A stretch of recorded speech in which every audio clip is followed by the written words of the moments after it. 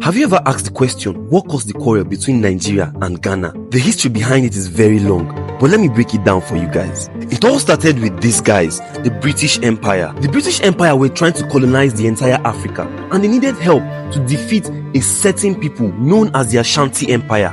These guys, the Ashanti warriors, were very stubborn and very difficult to defeat because of their position in West Africa. And so, British Empire made a deal with Ghana to bring Hausa warriors from Nigeria into Ghana to join them to fight the Ashanti and defeat them. This plan worked very well because that's what happened. Hausa warriors came to Ghana and they joined hands with the Ghanaian warriors and the British warriors to fight against the Ashanti, and they won this war. And because of the deal that the British had with Ghana, they gained independence in 1957, making them the first African country to gain independence in that West African region. This happened in 1957. That was a big win for West Africa, and because many Nigerians were already in Ghana, they decided to stay. And you know how Nigerians behave. Over time, they started bringing their family members, their uncles, their aunties, everybody that they knew was coming from Nigeria to small Ghana. And between 1957 and 1968, there were over 2 million Nigerians in Ghana. Nigerians were taking over the country. And when I say this, I mean this in the sense of business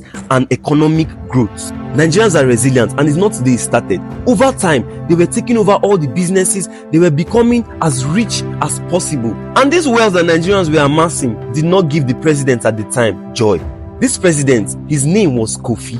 And because of this, President Kofi passed a law that was known as the Aliens Compliance Order. Basically, this law said that anybody who wasn't from Ghana that did not pass through the normal migration policy to come into Ghana should get out. And when he was saying this, he was referring to Nigerians. And because of this, from 1969 to 1970, over 2 million Nigerians were deported back to their country by fire, by force. So at this point, Nigerians were not happy. But what can they do? They have to go home. But because Nigerians had already made so much money and already gained so much knowledge about how to grow an economy, our economy began to boom quicker than their own. This thing was very easy for Nigerians because we had number, both when it comes to people and land mass. And quickly, our economy became 2 times, even 3 times as valuable as Ghanaian economy.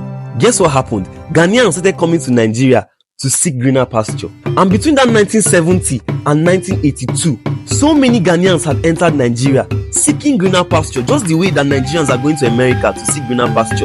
That was how it was back then. But in 1983, the president at the time, President Shehu Shagari, who happened to be a military president, decided that these Ghanaians that pursued us back then, what are they doing in Nigeria?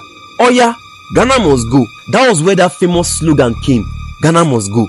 That was where it came from. And in 1970, in an act that was seen as almost revenge, all the Ghanaians, over 1 million of them, were sent back to their country by deportation. Like I said, I don't want this story to be too long. Between 1970 and now, the banter has been going on. The quarrel was serious back then, but now, it's just banter. We are fighting about jollof rice, about football, about electricity. But the truth of the matter is, the beef between Ghana and Nigerians right now is just beef. It's not that serious. Ghanaians love Nigerians and Nigerians love Ghanaians, but we're always fighting online. This fight is not because we hate each other, it's just because the banter is sweet.